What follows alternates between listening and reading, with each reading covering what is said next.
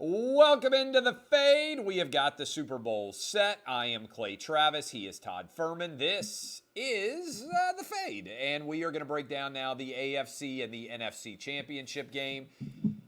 Before we give you an early preview of the Super Bowl, which is 13 days from now, so there's plenty of time to figure out how exactly the Rams going up against the Bengals is going to play out. But I want to start in the AFC championship game, Furman, because it, to me, was the far more surprising outcome. Not only the result, but the way in which we got there. 21-3, the Bengals were down. They scored late in the first half, and then you had a situation where it looked like the Chiefs were going to go right back down the field, at minimum get a field goal. They get nothing. It's 21-10 at the half.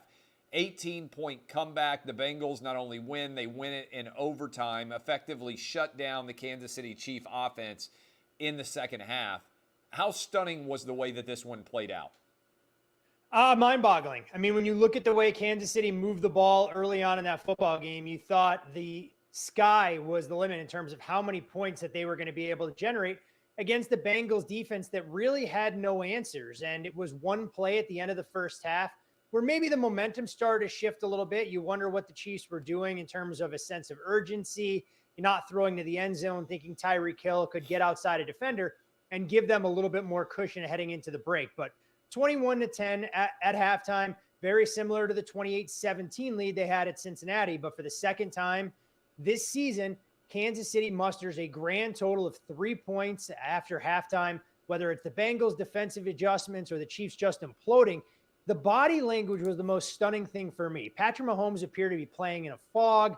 Nobody could make a big play. And even when they intercepted Joe Burrow, you kept going, all right, this is where Kansas City is able to flip the switch. They're going to find another gear, and they're going to be able to create a little bit of separation before they punch their ticket to the Super Bowl with yet another AFC championship victory at home. But that wasn't the case. And I think the Bengals deserve a ton of credit. I mean, Joe Burrow didn't have to do anything magnificent in the passing game to get them over the hump in that contest, but he showed his elusiveness in the pocket, scrambled for first downs, was able to get away from Chris Jones on another pivotal situation. And when you consider the teams that had an 18-point lead or more so far this season in the NFL, I believe the stat I saw, Clay, 115-1 going into yesterday. So the Chiefs became only the second team to squander a lead of that particular margin, joining the Indianapolis Colts, who did so on Monday Night Football against the Baltimore Ravens earlier in the season. Oh, that's a good one. I forgot about that collapse by the Colts, which, by the way, sorry, Colts fans, would have had you in the playoffs if you just won that one. Now, that it would have. Now, other side of the equation, I know the line went off at like 3.5, and the Rams had to come back from a 17-7 deficit. Kyle Shanahan has difficulty closing again.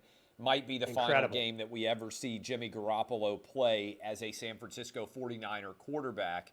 What stood out to you about the NFC Championship game? I think the biggest thing was, to your point, that Kyle Shanahan, again, in a game of that magnitude in the fourth quarter, had none of the answers. We can go to the Super Bowl against Kansas City, where the 49ers completely bogged down. We can point our fingers at Jimmy Garoppolo and an offensive line that didn't block, but going all the way back to Kyle Shanahan's time as offensive coordinator in Atlanta. I mean, look at how they finished that Super Bowl against the New England Patriots.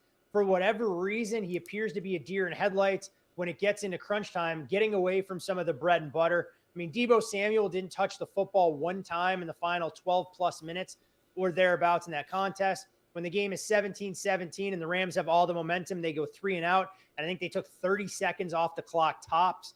When they got the ball back down 20-17, I don't think there was anybody, including myself, that believed that the 49ers were going to be able to march into field goal range because they hadn't shown much of that big play potential over the final 10 to 12 minutes. And it's staggering because you look at all of the things that went wrong for the 49ers. You can point it at Jaquiski Tartt dropping an interception that was basically right in his chest, where Matthew Stafford arm punted to him. The 15-yard penalty that prolonged, the Rams drive that gave them a little bit of momentum early on. Just a confluence of errors for a 49ers team that really didn't have that kind of margin to work around. But the reality of it is, I think Jimmy Garoppolo gets a raw deal on a variety of fronts because it's not just him that led to San Francisco losing to the Chiefs in the Super Bowl. It wasn't just Jimmy, the reason that they weren't able to punch their ticket to Los Angeles for the second time in 2 weeks if they'd have returned to SoFi. But Jimmy, to your point, I mean, this organization went up, in the draft, traded a lot of draft capital to get Trey Lance. And I think they're going to try and allow him to have every opportunity to win the job in camp. And Jimmy will find himself, whether it's a Denver, Pittsburgh, or somewhere else. I think Garoppolo needs to go to a new landing spot where they'll actually appreciate what he can do as not a top 10 quarterback in the league, in my opinion, but still definitely top 15 and much better than a lot of options. And maybe even if the salary cap wasn't a constraint, the perfect fit to lead your Tennessee Titans. No, I do not want him. He's Ryan Tannehill part 2. $5, by the way. You bet $5 on either the Rams or the Bengals to win outright. You can have a friend take the other side. You get a 56-1 payout. That's a $5 bet that turns into $280. Get a friend or family member to guarantee you take the other side. $10 turns into $280. Not a bad play there. Does FanDuel love that when you're sitting here promoting, just going, hey, get 40 of your friends out there. You guys each take opposite sides and collect the white meat in the middle. I'm not going to fault the hustle here by any stretch of the imagination to take advantage of the promotion. I just wanted to make sure our corporate overlords were okay with what you're encouraging a lot of new user signups to go out there and take advantage of. Furman, do I look like somebody who's ever cared what corporate overlords were telling me? That's a very good point. But with the amount of paydays that you're getting from various corporate entities, I figure somewhere along the way you'll have to toe the line for somebody that cuts you a check. The reason why I get paid is because I'm 100% honest with my audience, and that's the play here. Get somebody to take the other side. You each bet $5. You're guaranteed $280 for the Super Bowl. FanDuel.com/Clay. All right, so Furman, the line right around 3.5, I believe. Let me check the latest line at FanDuel as we are speaking and breaking down this number. Super Bowl 56. Oh, it's out to 4 according to mine. Now, maybe different depending on which state you're in. But the Rams are out to a 4-point favorite, over under 48.5. It's 13 days away. Any early lean, any early read for you as the Rams will be playing at home for a second straight year? We'll have a home team in the playoffs in the Super Bowl after never having it happen before. So I think the number is extremely fair. The folks at FanDuel, their look-ahead number here was 3.5. That's actually where they opened it once we knew for sure that it was going to be the Bengals against the Rams. The Rams took a little bit of money driving it out to 4 to your point. And I think it's always interesting, and we'll, of course, talk about this in greater detail. When you look at the Super Bowl, this is the time of year where books actually find themselves rooting for the favorite to win, but not to cover, because typically what will happen is people that like the Rams will lay the points. People that like the Bengals will go say the hell with it. We're not betting them plus the 4. We're just going to bet them on the money line, meaning that if the game were to fall 1, 2, or 3 for the Los Angeles Rams, books would be able to put themselves in a very advantageous position. But for me, I look at this total. I think we're going to see the total tick down a little bit more than it's already started.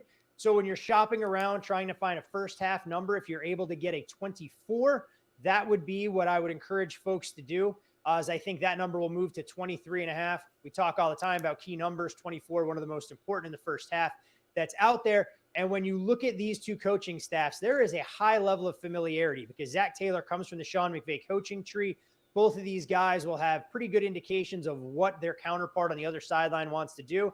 And I think we've seen Sean McVay commit to the ground game the same way that we got a little bit of taste from that in Zach Taylor. Even when they found themselves behind the 8 ball early against Kansas City, it was Joe Mixon putting together his best performance in 6 games. So with 2 quarterbacks making their debut in their first ever Super Bowl, I think we could have a slow and stodgy start. So first half under would be the angle that I would tack 13 days before kickoff. What else stands out to you about the Super Bowl? Early, like we said, 13 days away.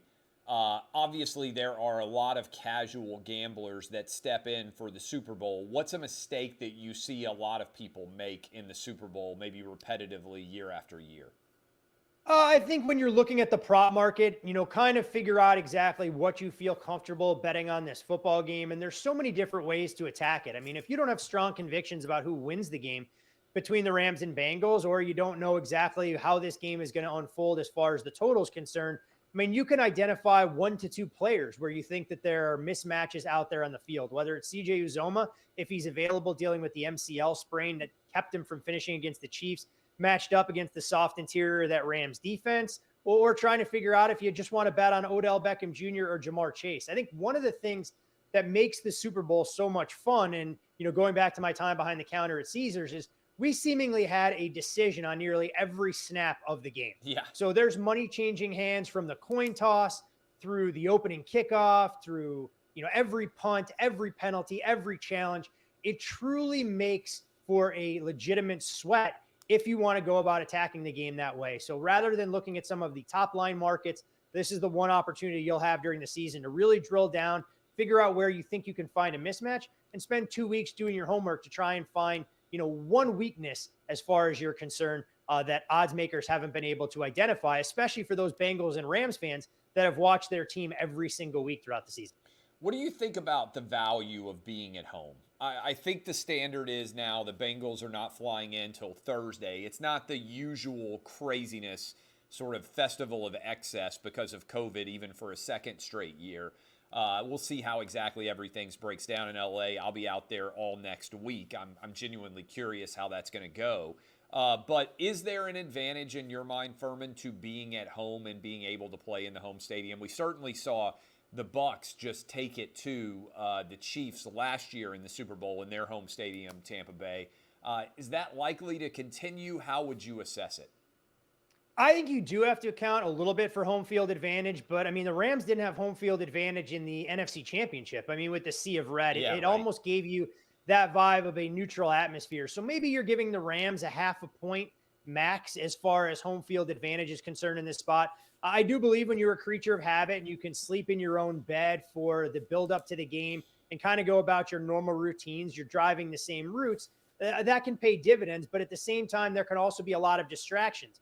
For players with families that are dealing with some of that, in their own home city, you can't put all of that stuff on the back burner like the Bengals, who, when they jump on that plane the Thursday before the big game, will see this as a business trip. And I think for a Rams roster where there are a lot of holdovers who were there a couple of years ago when they came up well short against the Patriots in a game that they looked like they weren't ready for whatsoever, they'll learn from that experience. They'll apply it to this particular outcome here, but you still have a starting quarterback making his Super Bowl debut in Matthew Stafford. You have a starting quarterback making his Super Bowl debut in Joe Burrow. And again, in this game, you can make the legitimate case that Joe Burrow has played on stages of this magnitude during his time at LSU in the college football playoff and the national championship, where Matthew Stafford is learning a little bit as he goes. But I did find it hysterical when you look at Matthew Stafford, who's been much maligned for some of his playoff shortcomings. When he finally ends up with a team that's capable and competent from the coaching standpoint and talent around him, suddenly Matthew Stafford has more wins in the postseason than the Dallas Cowboys do since 1997. Yeah, how crazy is that if you're a Lions fan? Because for most teams, the question is, hey, what do we have to do to get an elite quarterback? Arguably, the Lions have had an elite quarterback for the last, 10 or 12 years, and they still couldn't win with him. How sick to your stomach do you have to be if you're a Lions fan waking up today? You've been sick to your stomach for how many years since they had a playoff win? What are we at, 40 or 50 or thereabouts? When you look at the Lions, 1950 something, I think. That's what it is. It's one. You're right. I forgot. They won back in 1990 or 1991 or something. I think Barry Sanders had one playoff win ever. Let's look at the players that have never realized their full potential, that have been transcendent talents. I'm not going to put Matthew Stafford in that bucket. Obviously, we'll see if he can win in 2 weeks and if he's able to build on his legacy. But Barry Sanders was never able to get them where they needed to go. Calvin Johnson wasn't. It's organizational failures more than anything else. And I'm not sure if it's coaching, if it's the front office. There are so many different areas to point your finger. But to your point, you're exactly right. All of these teams say they're a quarterback away. Well, clearly the Lions were everything else away because Matthew Stafford, given what we've seen so far this postseason, wasn't the weak link. But I do think the Rams and everybody else that they've given him as far as weapons, the defense, their ability to get to the opposing quarterback.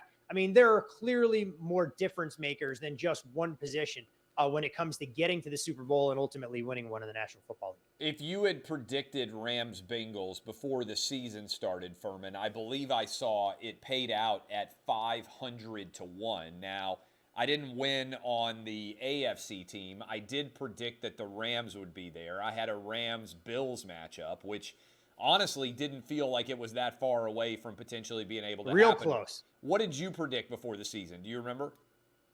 Yeah, for me, I took the 49ers coming out of the NFC, and it was the Bills coming out of the AFC. Going all the way back to Fox Bet Live, we talked about it. I know you made a case for the Rams back then and Matthew Stafford for MVP. I was on the Josh Allen for MVP thinking the Bills could get over the hump. And you guys know all too well that I've been a big believer in Kyle Shanahan. I thought this 49ers defense had been undersold all year. I thought their weapons were underrated. Now, did I think it was going to take an improbable comeback in week 18 for them to try and get in? Absolutely not.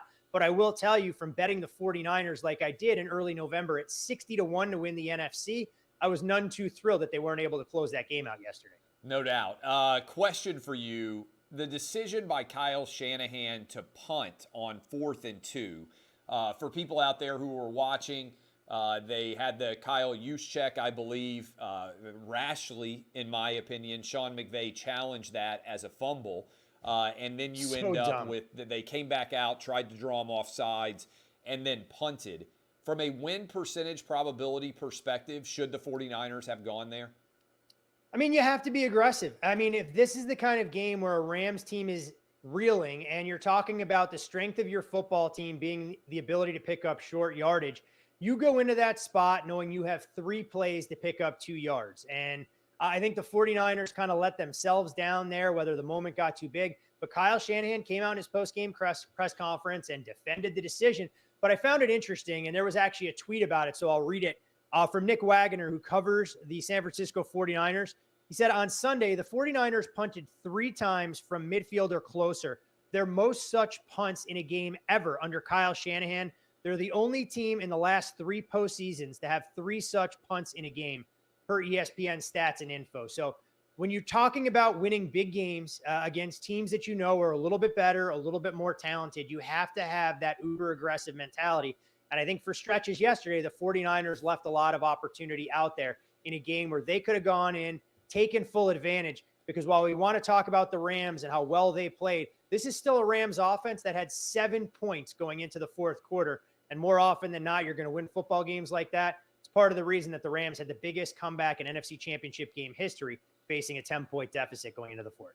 All right, I know we're talking about the Super Bowl and the NFC and the AFC Championship games, which almost everybody watched, but I also was paying attention to the U.S. going north of the border and losing to Canada. Before these last couple of U.S. men's soccer games, Furman, we were talking about how comfortable we should be that the U.S. was going to advance to the World Cup. Game on Wednesday in Minnesota, outdoors, I believe, against Honduras. We're trying to freeze the Hondurans to death, it appears. How do you break this down, and where is the U.S. right now in terms of being able to make the World Cup? I mean, this is turnabout is fair play. I mean, for years, we had to go down to San Pedro Sula and play in brutal conditions in the heat of the day, dealing with the humidity in pitches and in stadiums that probably weren't conducive for, highbrow high school programs around the country. So let's see if the elements can work in our favor. They clearly did, and the Canadians were definitely prepared for the single-digit temperatures in Hamilton over the weekend. But suddenly you look at Team USA, and when we talked about this, we said it was imperative they got the full 3 points against El Salvador, which they did in a game that was a lot closer, in my opinion, than that 1-0 scoreline indicated. I think, again, in Honduras, playing in the elements, you have to go out there and get 3 points, because when you look at the final remaining games that they'll have coming up, you're talking about a trip to Mexico to play in Stadio Azteca, which is going to be massive. You're going down to San Jose, Costa Rica to play, a Tico side that we haven't exactly fared all that well with in the past, despite them being down and having an aging roster. And you get a Panamanian team, which I don't think the game has been announced, where they'll play Panama in the States, which won't be easy either. And the way CONCACAF qualifying works, for those folks that aren't, diehard soccer fans who are just getting exposed to it for the first time, there are 8 teams in what's called the octagonal. You play each team home and away for a total of 14 games.